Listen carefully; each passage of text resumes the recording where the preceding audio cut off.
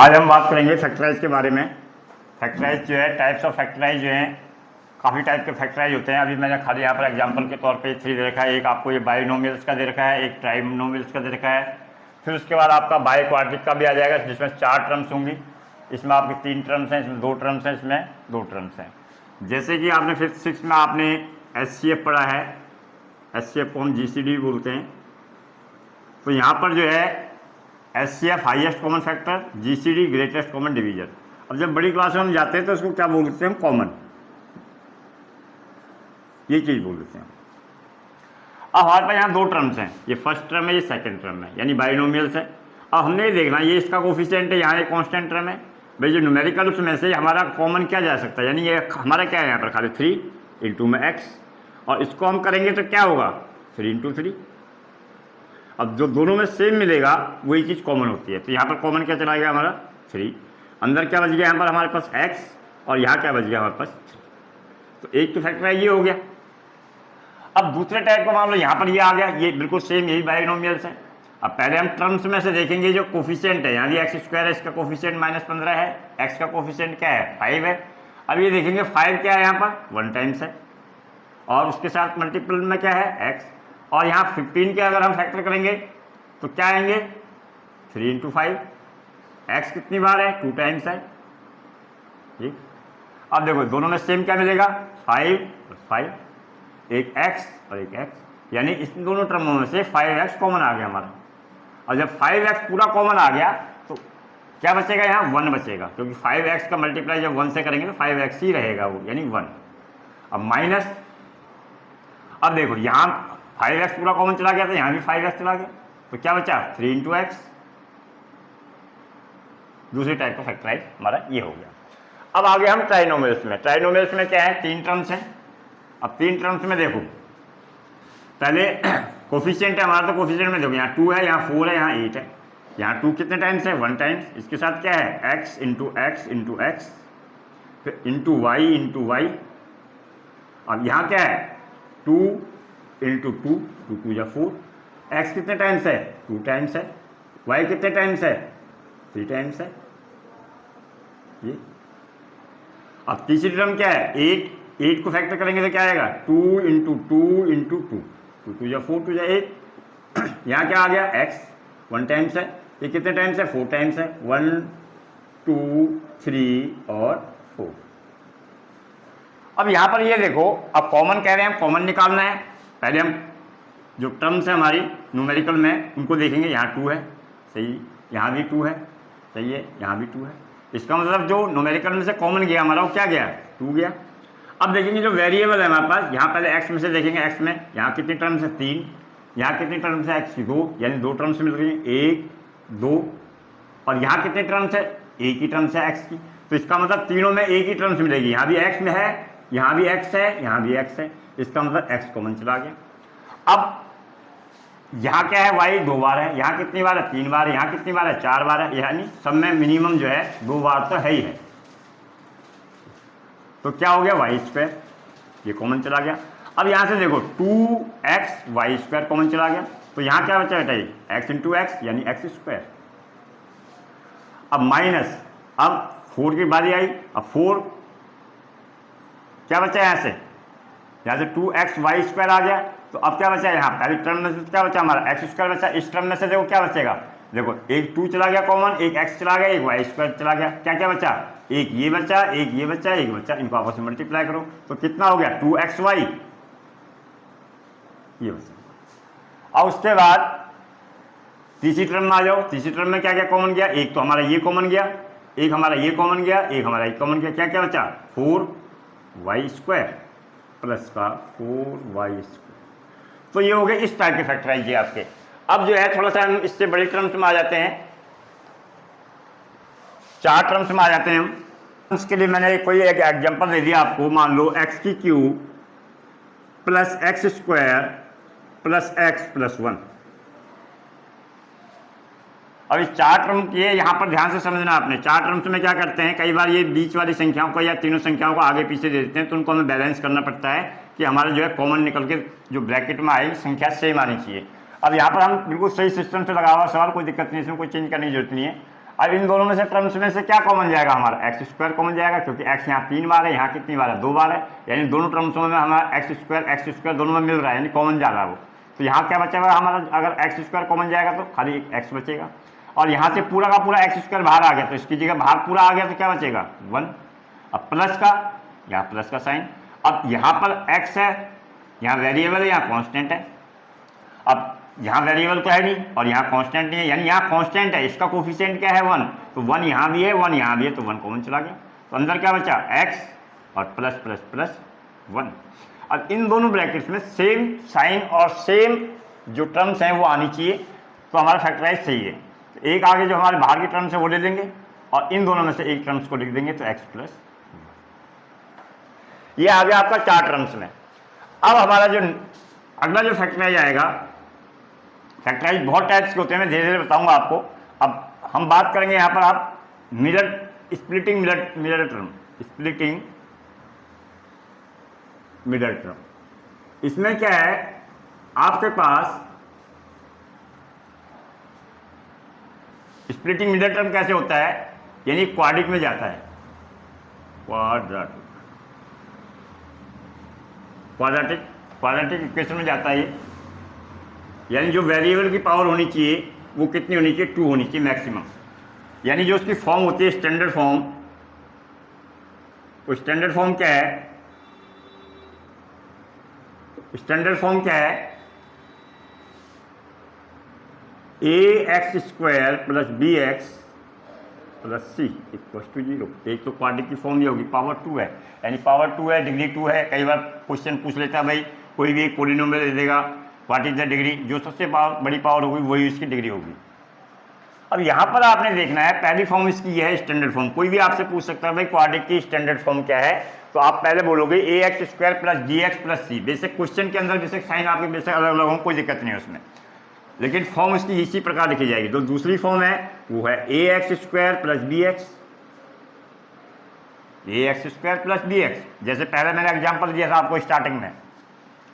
फिर तीसरी फॉर्म क्या है, ax² + c। ये दोनों की दोनों फॉर्म में बता रखी है मैंने आपको, जो स्टार्टिंग में भी क्वेश्चन में पहले में दूसरे में देखोगे तो सेम ऐसे क्वेश्चन मिलेंगे आपको। तो = 0 ये 3 फॉर्म स्टैंडर्ड है। अब हम क्या करेंगे, हम केवल अभी इसके बारे में बताएंगे, इसकी डिटेलिंग क्या है, इसकी बेसिक क्या है, इसको फैक्टराइज कैसे करते हैं। तो मैं इसको यहाँ से इरेज कर रहा हूँ, ये क्वेश्चन भी इसको नहीं, इसको इरेज करता, इसको ऐसे लिख देता हूँ +1 ये काम आएगा भी आपको। अब क्या है, मैं इस टाइप का आपको एक क्वेश्चन देता हूँ, जैसे इसी फॉर्म में देता हूँ।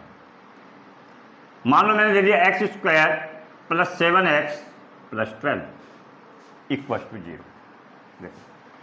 ax², अब a जिसके आगे कोई कोफिशिएंट नहीं होता, उसका कोफिशिएंट क्या होता है, 1 कोफिशिएंट होता है। तो 1x² + 7x + bx + 12 + c की जगह 12। तो यहाँ पर जो है ये इस फॉर्म में लिखा गया है। तो हम जब इसको फैक्टराइज करते हैं तो फैक्टराइज कैसे करेंगे, इसका एक मेन लॉजिक क्या होता है, सबसे पहले सीखने के लिए आपने क्या करना है, पहले आपने a की वैल्यू कितनी है वो लिख देनी है, a का कोफिशिएंट, फिर b, a यानी x² का कोफिशिएंट क्या है, फिर उसके बाद b की यानी x का कोफिशिएंट क्या है, फिर c यानी कांस्टेंट टर्म कितनी है, यानी a का मतलब हो गया x² का coefficient, coefficient of x², coefficient of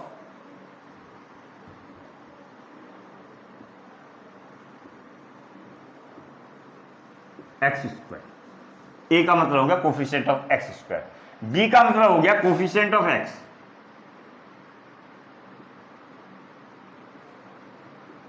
और c का मतलब कांस्टेंट टर्म। ये आ गया।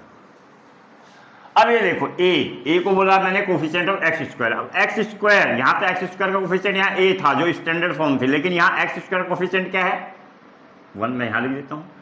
और कोफिशिएंट ऑफ x का कोफिशिएंट यहाँ b था, तो यहाँ x का कोफिशिएंट कितना है 7। अब कांस्टेंट टर्म यानी c, यहाँ c है और c की जगह यहाँ आपका 12 है। तो a, b और c की वैल्यू हमारे पास आ गई। तो पहला लेवल आपने ये लिखना है, a, b, c की वैल्यू लिख ली सीखने के लिए। फिर आपने क्या करना है, a × c कर देना है। जब आपने a × c कर दिया तो उसमें क्या होगा, a की वैल्यू कितनी है 1 और c की वैल्यू कितनी है बेटा 12। तो कुल मिला के मल्टीप्लाई करके कितना आ गया इनका 12 आ गया। अब देखो यहाँ पर जब 12 आ गया, अब हमने इसके मल्टीपल करने हैं, इनको ऐसे ऐसे टेबल पढ़ने हैं कि किस किस टेबल में ये 12 आ सकता है। अब यहाँ पर 12 है, ये छोटा संख्या है, कोई दिक्कत नहीं, यहाँ पर बड़ी संख्या भी हो सकती है। जैसे मान लो बड़ी डिजिट 2 डिजिट में बड़ी संख्या हो सकती है 68, 60, 70, 80 कुछ भी हो सकती है, और 3 डिजिट में भी हो सकती है, 4 डिजिट में भी हो सकती है। तो उसका भी लेवल बताएंगे, उसको फैक्टर हम कैसे करते हैं। यहाँ पर हम कोई भी छोटा बच्चा बताएगा भाई यहाँ पर ये 12 जो है कौन सी टेबल में आ सकता है। अब जो टेबल में आएगा तो हमने जो पहला मल्टीपल बड़ा लिखना है 4। अब 4 के मल्टीपल में कितनी बार में आएगा, ये 3 में, तो प्रोडक्ट हो जाएगा इनका कितना 12। प्रोडक्ट का मतलब जब हम दो मल्टीपल को आपस में मल्टीप्लाई करते हैं तो जो रिजल्ट आता है उसको बोलते हैं प्रोडक्ट। तो 4 3 या 12, और दूसरा कौन सा आ गया जी आपका 6 इंटू 2, पहले बड़ा डिजिट उसके बाद छोटा नंबर, फिर तीसरा नंबर 12 इंटू 1, यानी जो 12 है इसके 3 अपने आप में मल्टीपल हैं। एक तो 4 की टेबल में आता है 3 टाइम्स में, एक 6 की टेबल में आता है 2 टाइम्स में, और एक 12 की टेबल में आएगा 1 टाइम्स में। मल्टीप्लाई करके तो 12 आ गया, इनका प्रोडक्ट करके क्या आ गया 12 आ गया। लेकिन हमने क्या करना है, जो मेथड मैंने जो बताया हुआ है ये स्प्लिटिंग मिडल टर्म है, स्प्लिटिंग मिडल टर्म, यानी हमने जो बीच वाले टर्म को तोड़ना है, क्योंकि ए और एक्सट्रीम टर्म को तो हमने मल्टीप्लाई कर दिया। मल्टीप्लाई करने के बाद जब हम उसके मल्टीपल कर देंगे तो यानी उनको ऐड करके, यहाँ पर क्या है दोनों में ऐड है, यहाँ भी प्लस है यहाँ भी प्लस है, तो इसमें तो हमें कोई दिक्कत ही नहीं, यहाँ पर कोई बिल्कुल, यहाँ छोटा सा बच्चा भी कर लेगा, 5 के बच्चे को सिखाएंगे तो वो भी इसको कर लेगा। तो हमने क्या करना है, जो हमने यहाँ पर जो मल्टीपल रखे हैं इन मल्टीपल को जोड़ने के बाद हमारा बीच की टर्म आनी चाहिए, यानी 7 को हमने क्या कर दिया स्प्लिट कर दिया, तोड़ दिया। 7 को ही तोड़ना है। देखो अगर ये तोड़ेंगे इसको हम जोड़ेंगे तो कितना आ गया 8, यानी यहाँ पर 8 रहना चाहिए था। फिर अगर इसमें यहाँ इनको जोड़ेंगे तो क्या हो गया 30, तो यहाँ 13 होना चाहिए था। लेकिन हमारे पास क्या है 7, तो मल्टीपल कौन से आएंगे 4 3, तो इसको स्प्लिट करना है, बाकी कोई चेंजिंग नहीं करनी है आपने। x² प्लस, पहले बड़ी संख्या ही लिखना है हमेशा 4x, उसके बाद प्लस का निशान आएगा, हमें माइनस की कोई दिक्कत नहीं, यहाँ पर सोचना ही नहीं है 3x, यानी इसको स्प्लिट करके हमने क्या लिख दिया 4x प्लस 3x।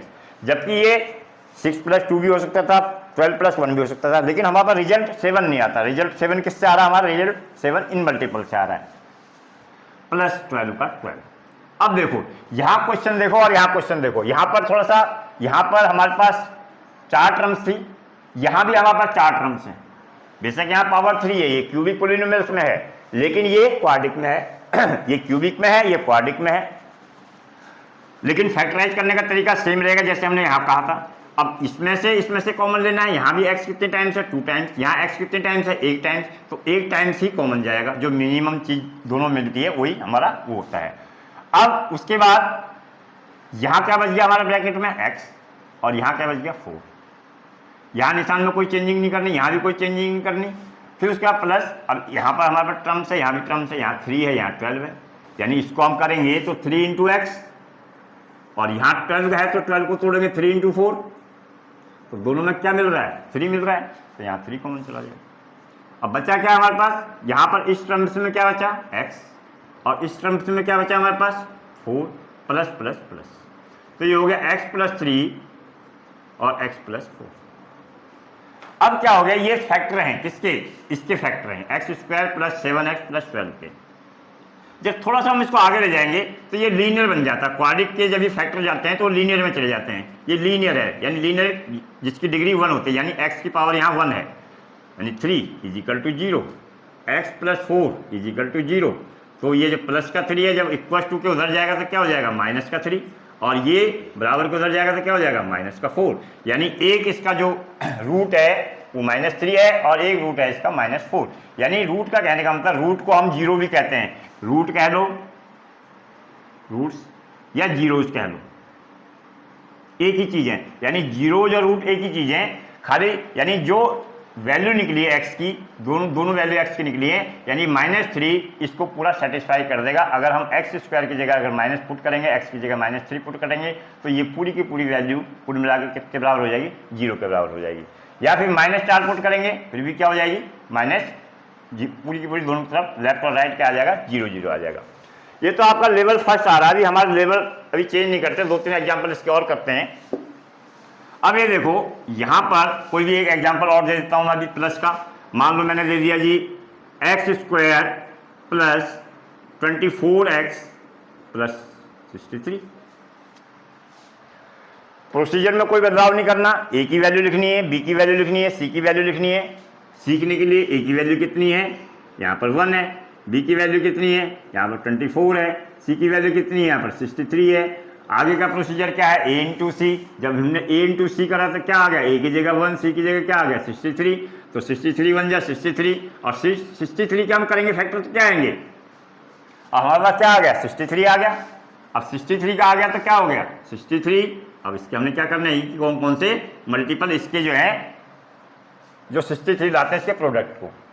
सिंपल सा है, अगर ज़्यादा बड़ा है आपको लगता नहीं है यार कौन कौन से टेबल में आता है, तो आपने क्या प्रोसीजर अपनाना है। यहाँ पर मैं इसको मिटा रहा हूँ, यहाँ पर इसको इरेज कर रहा हूँ। अगर आपको थोड़ी सी दिक्कत हो रही है हमें टेबल में बड़ी प्रॉब्लम है कौन से टेबल में आता है, तो आपने हर एक के लिए कौन सा प्रोसीजर अपनाना है यहाँ पर, यानी जो मल्टीपल करके आ रहा है 63 उस नंबर को यहाँ पर लिख देना है, और उसके जो है आपने प्राइम फैक्टर करने हैं। कैसे करने हैं, प्राइम फैक्टर का मतलब क्या हो गया, यानी केवल वो नंबर जो केवल अपनी टेबल में आता है, यानी 1 और केवल खुद। जैसे 3 1 जा 3 और कोई टेबल में आता नहीं है, 5 1 जा 5 और 1 में आएगा, तो यहाँ पर उसी नंबर से डिवाइड देंगे। जैसे 2 1 जा 2, ये क्या है प्राइम नंबर है जो केवल अपनी टेबल से जाते हैं, तो यहाँ पर ये 2 से तो जाएगा नहीं क्योंकि ऑड है, और 2 क्या है इवन है, तो जाएगा नहीं, किससे जाएगा 3 से। 3 2 जा 6, 3 1 जा 3, 3 7 जा। अब हमें पता लग गया इसके जो प्राइम फैक्टर है 3 इंटू 3 इंटू 7 है, तो हम क्या करेंगे, इस 3 को एक तो ये रख लो, एक इसको ये कर लो मल्टीपल, कितना आ गया जी 21। एक इसका यहाँ कर लिया 3 3 जा 9 इंटू 7, एक और घुमा लो, अब घूमने की जरूरत नहीं, ये 2 ही मल्टीपल है इसके, यानी 21 इंटू 3 और 9 इंटू 7। अब मैंने कहा कि पहले आपने बड़ा मल्टीपल रखना है, तो पहले हम बड़ा मल्टीपल रखेंगे, तो क्या रखेंगे पहले 21, फिर क्या रखेंगे 3। अब देखना है हमने जो मल्टीपल है बिल्कुल वही प्रोसीजर, स्प्लिट करना है। हमने किसको स्प्लिट करना है, बी को स्प्लिट करना है। तो बी को स्प्लिट करने के लिए हमने क्या करा, ये देखा भाई ये इसमें स्प्लिट हो रहा है 24, जब 9 में 7 प्लस करेंगे तो कितना आएगा 16 आएगा, इसका मतलब रॉन्ग है। अब 21 में 3 प्लस करेंगे तो कितना होगा 24 हो जाएगा, सिंपल सा लॉजिक है। तो यहाँ पर x² plus 21x plus 3x, यानी इसको स्प्लिट करके यानी तोड़ के हमने किसमें लिख दिया, इसमें लिख दिया। इसमें नहीं लिखेंगे, क्यों, क्योंकि अगर यहाँ 16x होता तो ये इसका हो जाता। अब क्या आ गया प्लस का 63 इक्वल टू 0, इक्वेशन को कोई भी इक्वल टू 0 डाल दो। अब बिल्कुल वही 4 टर्म्स होगी, 4 टर्म्स में से 2 टर्म्स, ये 2 टर्म्स यहाँ से कॉमन, x² है, यहाँ x है, टर्म्स तो है नहीं, यानी 1 है, 1 का कोई दिक्कत नहीं है। तो यहाँ x² 2 बार है, यहाँ 1 बार है, तो क्या कॉमन गया x, और यहाँ क्या गया x प्लस 21। अब ये यहाँ भी टर्म्स है, यहाँ भी टर्म्स है, तो क्या गया 3, यहाँ क्या बचा हमारा x। जब 3 यहाँ चला गया, जब इसमें हम डिवाइड लेंगे तो क्या बचेगा 21 बचेगा। तो एक आ गया हमारा x प्लस 3 और एक आ गया हमारा x प्लस 21। तो एक आ गया इसका जो है 0 आ गया -3 और दूसरा 0 आ गया -21। ये हमारा यहाँ पर अभी लेवल 1 खत्म हो रहा है, फिर मैं आपको लेवल 2 बताऊंगा अगले